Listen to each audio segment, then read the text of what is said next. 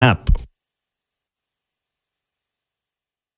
While your day is winding down, they're just getting started. This is South Coast Tonight with Chris McCarthy and Marcus Farrow. They've got you covered on all the news of the day, from local issues to politics on both sides of the aisle. This is the place where the movers and shakers come to be heard, to listen, and where they're held accountable. This is South Coast Tonight on WBSM.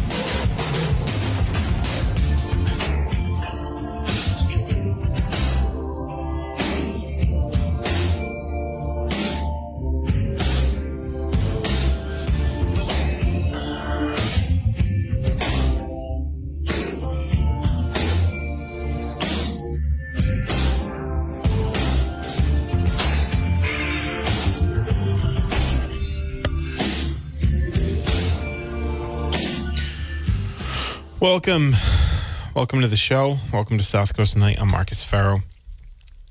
508-996-0500 is how you can join me this evening. Got a good show ahead for you tonight. We're joined in the first hour by Chair of the Fairhaven Selectboard, Leon Correy. Leon, thanks for joining me. No problem. Thanks for having me.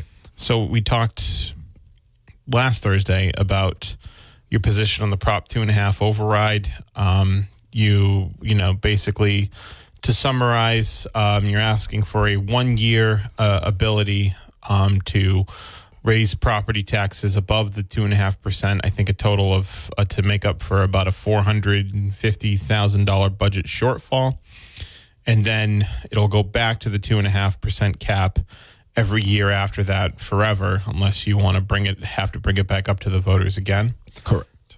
Okay, and have you selected a date yet? Yes. Okay. First of all, the words that come out of my mouth are mine and mine alone. I am not here representing the town or the select board. Now, moving on. Yes, I think it was June 5th is the date. We selected it in the last meeting. June 5th. Okay. Any particular reason or? Don't know. I guess that was probably the first day. You want to coordinate with the clerk and make sure that, whatever fits within her ability to put an election and such together. So on June 5th, the people of Fairhaven can expect to go to the rec center and vote yes or no, basically, on the Prop 2.5 override. Correct. Okay.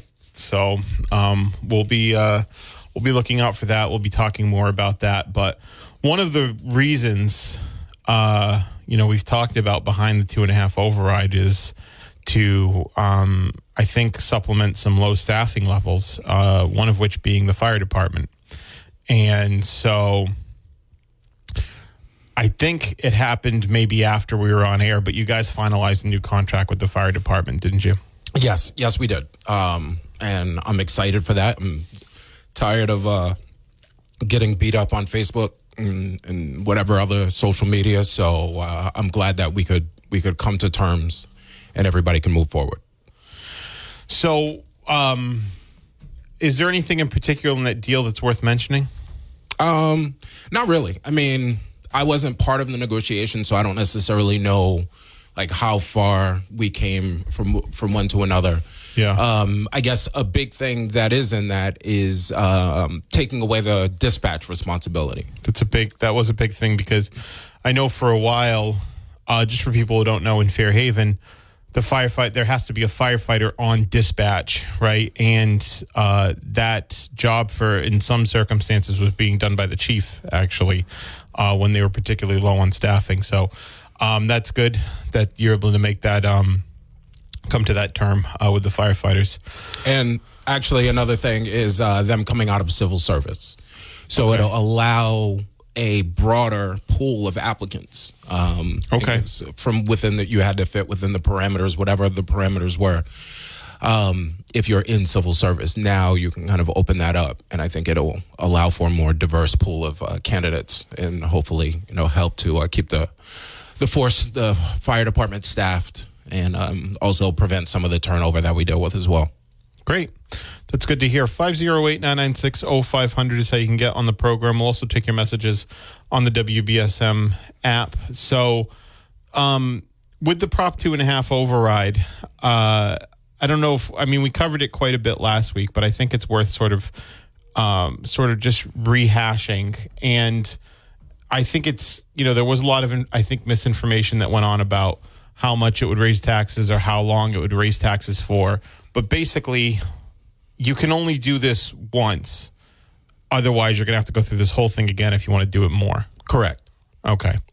Because I know there's some Prop 2.5s that are for the life of the project, but I thought there was some that were forever and a day. But this is just basically resetting the, just sort of, you make up for that budget shortfall, and then you just sort of reset from that point. Yes. Yeah. So, is there anything else going on that we should talk about going on in the town? Let's see, what else do we have going on? The firefighters were actually out there with the boot today. Okay. Yeah, so stop by there. I think it's an interesting time because although this is a busy time for the town, when I was having a conversation with someone recently and they were kind of as a follow-up to being here and talking about the override, and I said, the majority of people in this town just want the government to run. Yeah. They don't really want to have to get involved. They don't want to have to worry about it. They don't want to have to hear about it. The majority of people just kind of wanted to run, be quiet in the background, and they know if they get involved, then there's something wrong. And so, that's an exciting thing that, I think it's getting quiet and we're bringing some normalcy and civility back into the town. Based on the conversations you've had with people, are you have they been mostly positive surrounding this 2.5 override, or have they been mostly negative? I would say they're mostly neutral at this point. I think in the beginning it was, how dare you, doth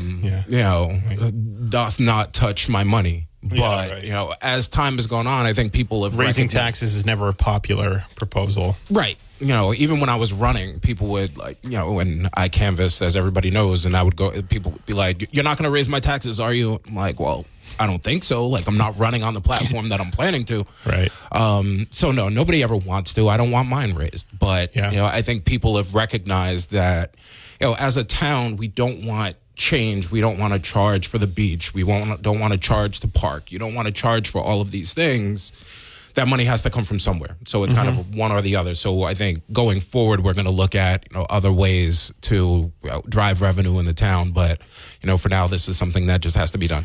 You guys are really early on to basically a brand new leadership structure in town.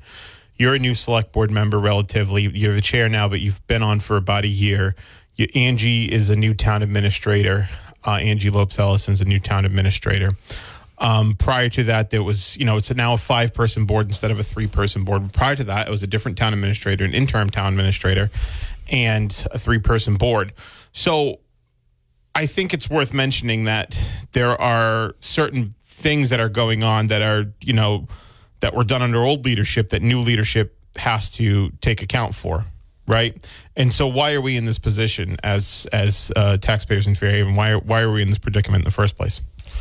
I think it's, first of all, whenever you get some sort of new leadership, whether it's in your work or anything, in the beginning, there's a lot of cleaning up of old mess that needs to be done, changing of styles that needs to be done. In this case, it's adapting to all of these news that we're dealing with. And when I say news, I'm not saying the news, I'm saying news as in plural.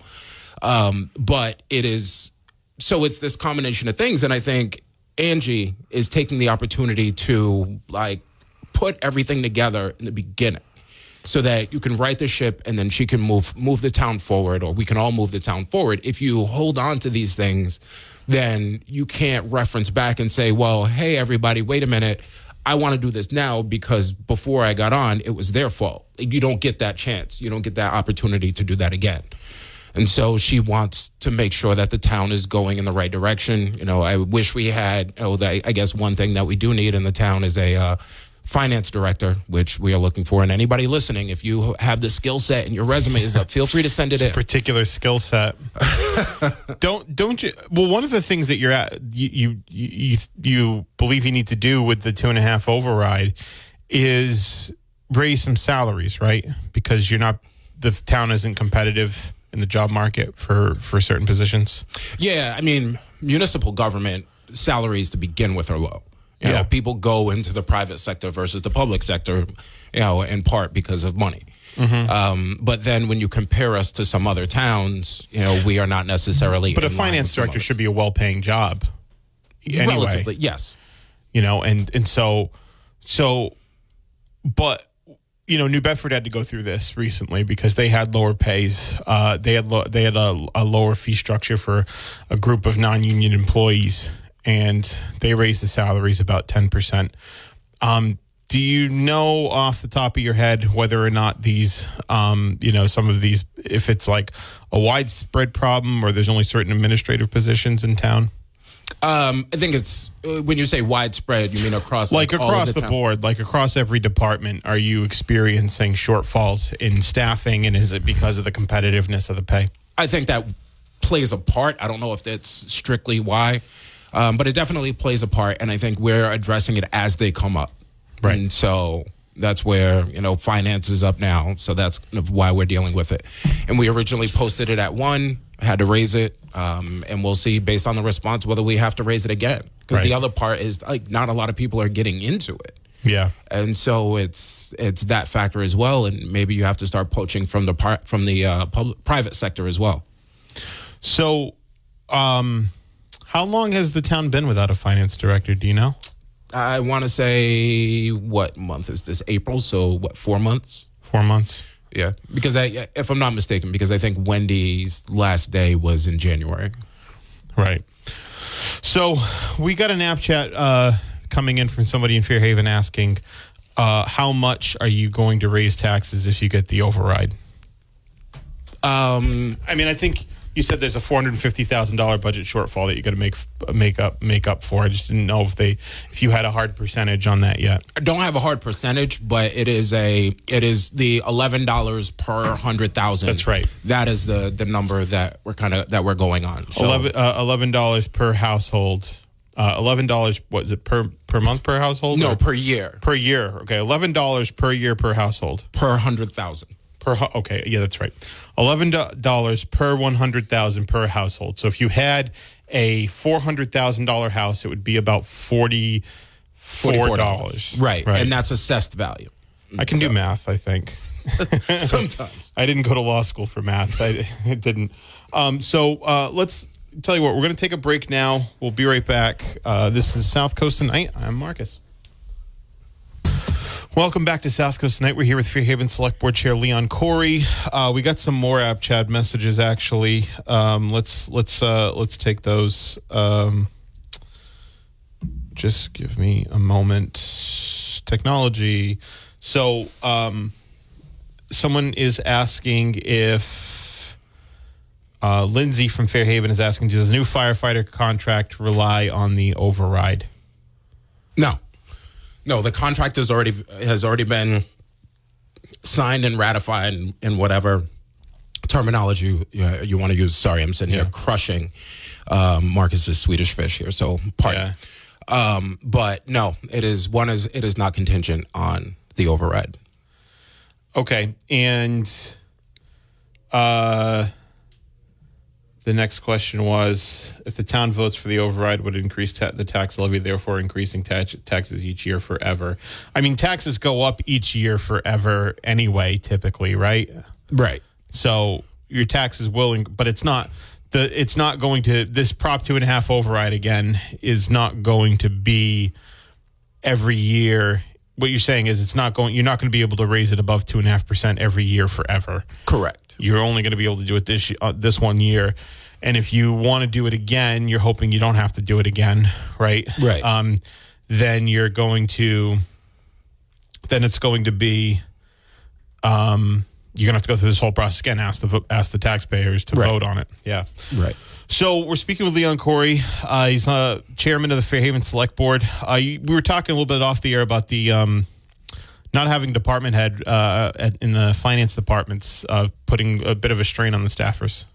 Yeah, it really is. And I know everybody has been, the focus of the town has been, or the focus in general has been on getting the fire and police and what have you. And actually, we still have another contract that we're working on. But the finance department has really been, has been strapped here because they haven't had a chair. Everybody, and it's budget time of year.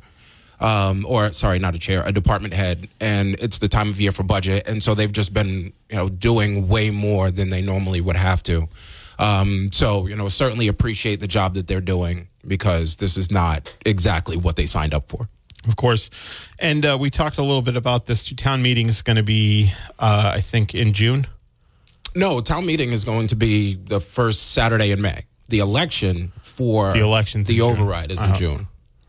Okay, so town meeting sooner than the than the election. Yeah. Okay. All right, that makes sense.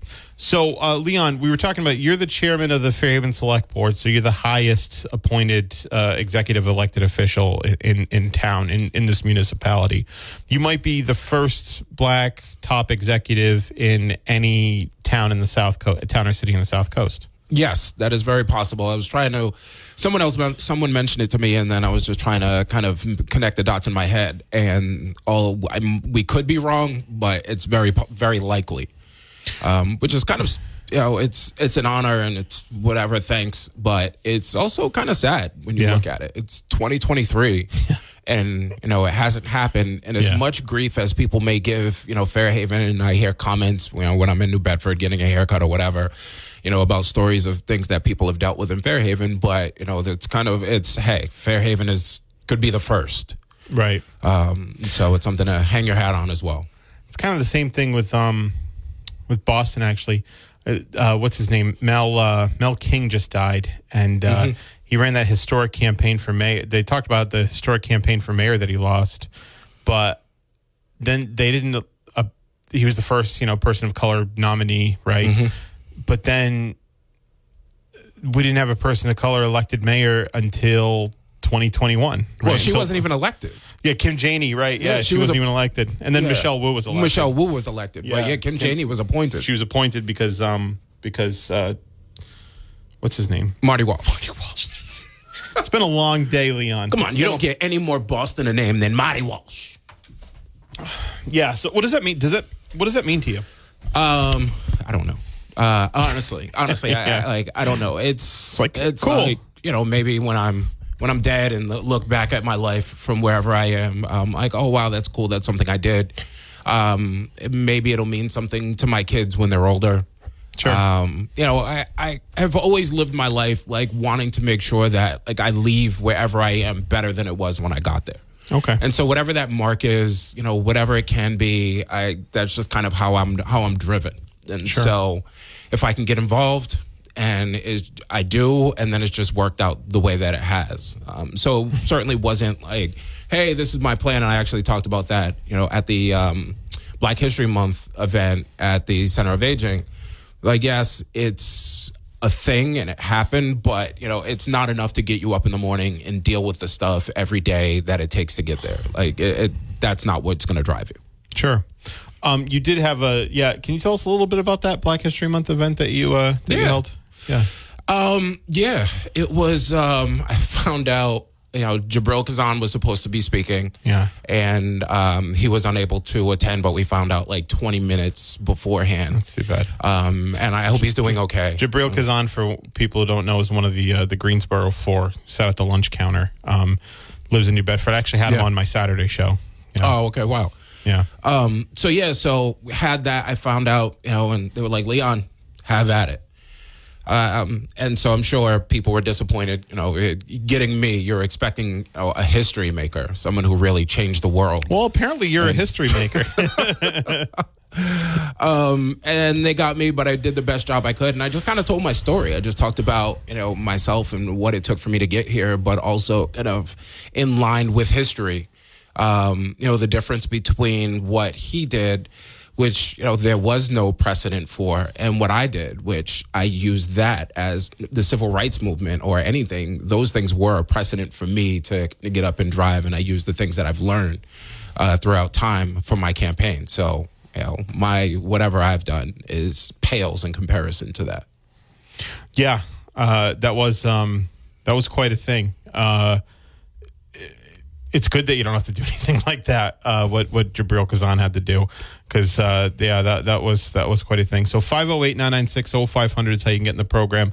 We can also take your messages in the WBSM app chat. So you're a year into your first term as selectman. You worked really hard, man. You worked really hard for this, and I saw you. You came very close in the recall election in 20. Was that 2020 or 2021? That was 2021. Yeah. And then you, in the 2022 election, I think you got in pretty comfortably, building on that momentum that you had in the general election. You worked really hard for this. How are you? Are you enjoying the job? What's your favorite parts of it? I love it, and I love interacting with people. It's something that. I'm an extrovert. I work in sales. My entire career has been sales, and so I just interact with people for a living. Yeah. And so I enjoy that. You hear different people's stories and get to tell them mine, and especially interacting with young people. That's probably my favorite part. I got to speak at Dartmouth recently. Some other people have reached out for me to speak, and it's just nice for me to present people who grew up like I grew up, with somebody who looks like them doing something. I was talking to someone yesterday, a friend of mine, and I said it's kind of neat to just tell people that you can be regular. Right. I think when you are when you're a black kid in an inner city, you see athletes and you see rappers and you see drug dealers, but you don't really see just black people who are just living a regular life. Right. House, kids, car, job, comfortable, whatever. And that's something that I think, you don't always have to be sensational or extra or the greatest at whatever. You don't have to be famous. You don't have to be rich. You can just be happy and live a regular life. And I think that's the image that I get to, show people. That's pretty cool. So we're speaking, well, it is what it is, right? It's not extra. Yeah, that's I like that. So we're speaking with Leon Correy. He's a Fairhaven Selectboard chairman. So what were you talking about in Dartmouth? You shouldn't be going to Dartmouth, by the way. I don't like that you went there, but I feel like it's a betrayal. Anybody reaches out, I will be glad to speak to them. Okay. And so Dartmouth High School has a black student union that I guess is relatively new. Okay. And so they asked me to come out and speak to, that group. And I don't know if everybody who was there, but it was about 50, 70 kids there. And it was just telling them, hey, I'm a guy who grew up in Providence. Mother passed away when I was 13. Brother played in the NFL. Member of the Selectboard. Worked at these places. Currently work, for a software company, and just telling them my story and providing some sort of an example to some of those kids, because kids of color in the suburbs have challenges when they go off to school as well. Right. One of the things that they have to battle is the kind of notion of not necessarily being black enough. Yeah. And so that's a real battle. You go to school and you're a black kid from the suburbs coming in contact with a black kid from an inner city, and you're sizing each other up. And so something that, somebody to have that conversation and prepare them to just be okay with who they are. We're speaking with Leon Correy. He's a member of the Fairhaven Select Board. Tell you what, I think we'll take a break now. 508-996-0500 is how you can join us, or we can take your messages on the app chat. We'll be right back. Download the WBSM app and listen to us everywhere.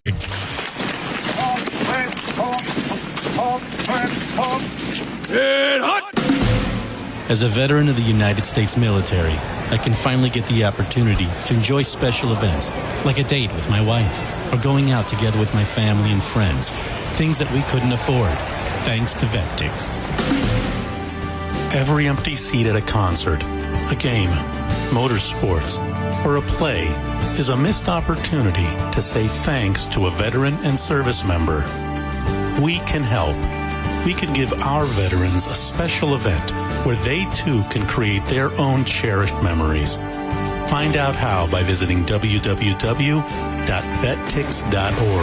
That's www.vettix.org.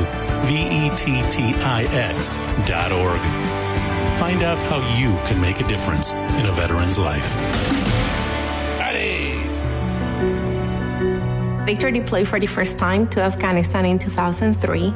At 4 a.m, my phone rang. They said, "I regret to inform you that your husband was wounded in action." Victor sustained a moderate traumatic brain injury. I was doing school full-time, and I was also then caring for Victor. One of the most important elements of caregiving is taking care of yourself. I just didn't want to forget that I also had goals and that I also had a life. What I did is I challenged Victor to meet me halfway. There are almost 6 million military and veteran caregivers across the nation. We have our own journey, and we can fulfill that journey at the same time that we are helping our loved one. Visit aarp.org/caregiving for a free military veterans guide to navigate your caregiving journey and better care for your loved one and yourself. Brought to you by AARP and the Ad Council. I wanted to quit for so long, but I didn't know where to start. I was afraid of what people would think, but then I found the right support to start my recovery journey. I found a path that worked for me. 1 in 14 Americans reports experiencing a substance use disorder, a treatable medical condition. Treatment can take many forms, so there are a variety of options to explore and find the one that works best for you. Recovery from drug addiction is possible. Visit cdc.gov/stopoverdose to learn more about the various paths to recovery. Veterans and their families are popular targets for financial fraud. Scammers may try to defraud you through misleading commercials, emails, texts, cold calls, or online ads. They may even pose as someone from VA or an organization providing discounts on fees for services. But VA will never charge you for processing a claim. Do not provide your personal information to anyone other than a VA-accredited representative. To find a representative near you, visit va.gov/find-rep. Have your voice heard right now on South Coast Tonight. Call 508-996-0500 or send an app chat message on the WBSM app. Now, back to Chris and Marcus. Hey, welcome back to the show. I'm Marcus. 508-996-0500 is how you can get on the program this evening. We can also take your messages on the WBSM app chat. Actually, another app chatter from Fairhaven's asking, you said you mentioned something about the police contract. Is that something that you guys are still working on, or is that is that done? Nope, that's done as well. Okay, that's good. So public safety is pretty locked up. Yep. That's good. That's good to hear. So, there's a lot going on. I mean, one of the things, there was a fairly recent school shooting. There's been a lot going on, I think, globally that people are concerned with. You're a father. You're an elected official. Do you think that there needs to be increased safety in Fairhaven public schools or any public schools here in the Commonwealth? That's actually a tough question, because I think, Massachusetts has some of the strictest gun laws in the country, as we know.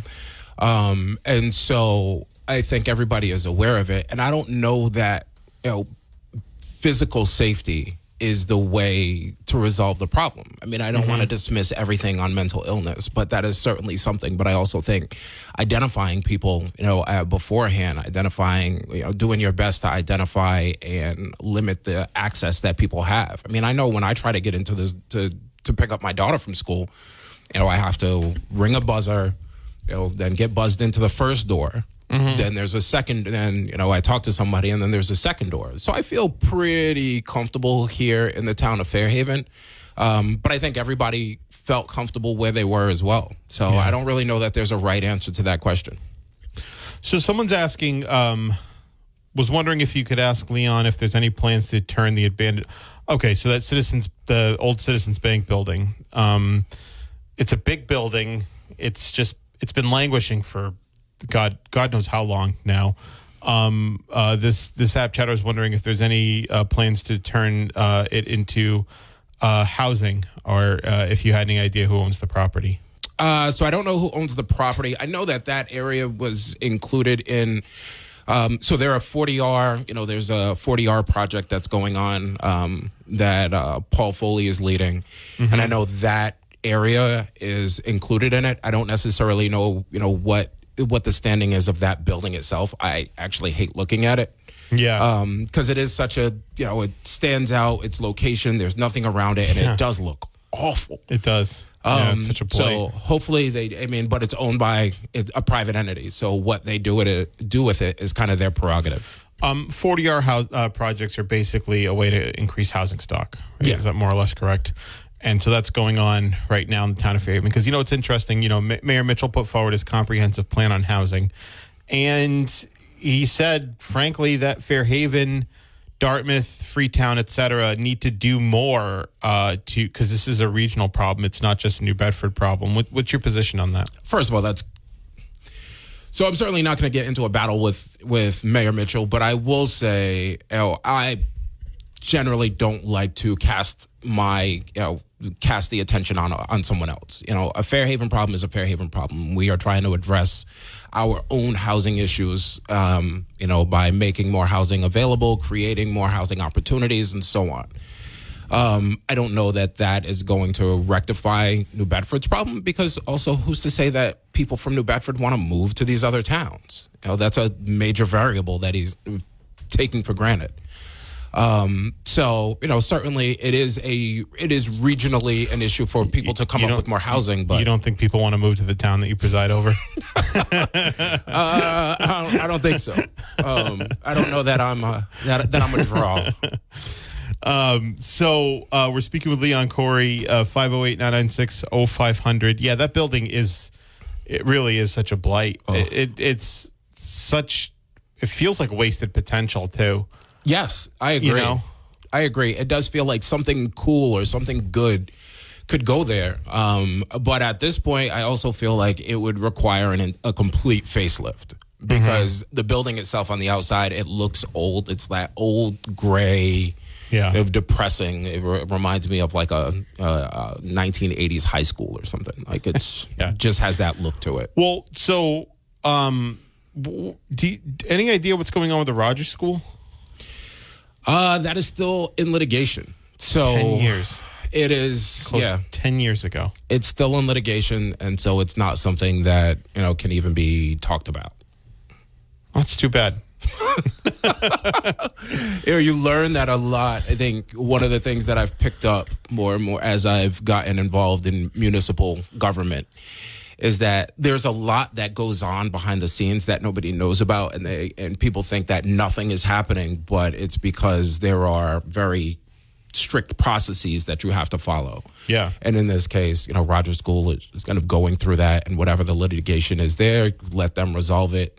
That's also a nice thing about having a town administrator, is a town administrator kind of removes the board itself from the personal decisions of a lot of things, so that we are just kind of coming up with the policy and the rules behind it, and then everything else gets pushed on her.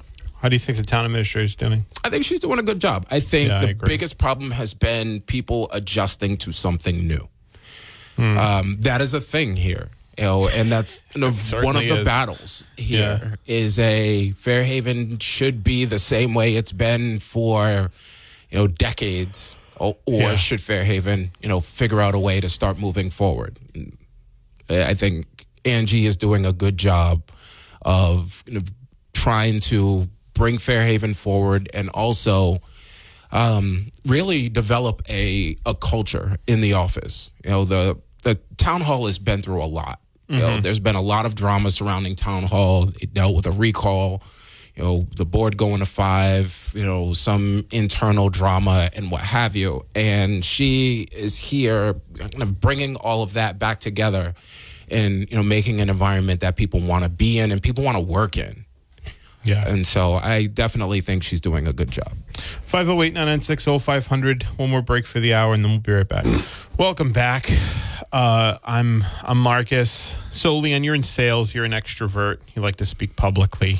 And if people want you to speak somewhere, how can they reach out to you? Because I think you've got a lot of interesting experience, and I think you were able to share some of that with us today. Thank you. I appreciate that. So this is certainly something that is new, but I would say they can, first of all, I'm on Instagram and Facebook, so they can reach out to me. They can find me there, Leon Correy or Leon from Fairhaven, or they can just email me at lcorrey@gmail.com. Okay. and then we can figure it out from there. That's how anybody else. Correy. Yes, and that shows you how long I have had Gmail for me to be able to have just my name, no numbers. Yeah, right. Yeah. I was pretty close to an OG when you had to get invited to have a Gmail account. Really? Yes. I didn't even know that was a thing. You had to get invited. You had to get invited, and then as someone who was invited, you would get 5. I think it was 5 or 10 that you could send people invitations to get it, and then that would replenish every so often. But yeah, before that was the only way to get a Gmail account. That's incredible. It seems like a bad business model. Apparently, it worked. Yeah, I guess so. Yeah, right? Yeah. I can't give Google business advice. Yeah, all right, that's cool. You know, I took a personality test, Leon, when I was in high school, and people said, my teacher said it turned out I was an introvert. I don't think that's true. Yeah, I can totally see you. I think you're a fun person to be around once you're around. But I could totally see everybody leave me alone. I'm locked in. Yeah, it's true. I mean, when I came into your house, you didn't even turn around to the door like I was talking to your mom. I wasn't thrilled about it. It's true. Good point. So we're speaking with Leon Correy of the Fairhaven Selectboard. He's the chair of the Fairhaven Selectboard. So we're looking at June 5th for the date on the Prop 2.5 election. There's signs up there that say no to Prop 2.5 exclamation point. It sounds like you can interpret it one of two ways. Say no to voting on the override, but the way it's phrased sounds like say no to Prop 2.5 as a policy. It sounds like supportive. Yeah, I don't get it. Do you know who made them? Yeah, I don't know. I have hunches, but I don't know. But I do think you could have just saved that money and then paid the taxes. The money you spent on the signs, you could have paid the taxes. So that's a good point. It's true. Yeah, that's true. It seems like signs are. Yeah, it's not a wasted expenditure against that. I mean, people are concerned. I understand some of the concern is mostly around seniors and people on fixed income, but there are also a lot of, first of all, what percentage of those people still are homeowners? Yeah. And dealing with that. But then the other part of that is there are a lot of programs and stuff out there, for seniors that, will provide assistance or whatever if you're just willing to put forth the effort to look for them, or whether it's for you or for someone you care about. Sure. So, I mean, I'd be more worried about everybody else who doesn't have, access to those things to be able to provide or to be able to get that assistance. Absolutely. So, I mean, we've got a few minutes left. I think we've covered everything pretty thoroughly. I've already asked you what your favorite TV show is. What's your favorite movie? Ooh. So, it's a tough question. That is a tough question because movies are like moods for me. But I will go with Usual Suspects. The Usual Suspects is very good. Yes. That's a great movie. Yes. Usual Suspects. That's a great pick. It's an underappreciated movie, but it's one I can always, if it's on, I'll always watch it. Yeah. Yeah, that's great. I mean, just fantastic performances. The cast is pretty amazing too. Yeah. Yeah, it is. I mean, when you look at where they went after that, everybody, for the most part, is an amazing actor. Yeah. I mean, Kevin Spacey won an Oscar for his performance as Rebel Kint. Yep. So, yeah, that's a good pick. I like that one. Yeah. What's yours? It's tough. I really like Heat. Yeah, I really like Heat. Wolf of Wall Street's up there as well. Mm-hmm. I love Wolf of Wall Street.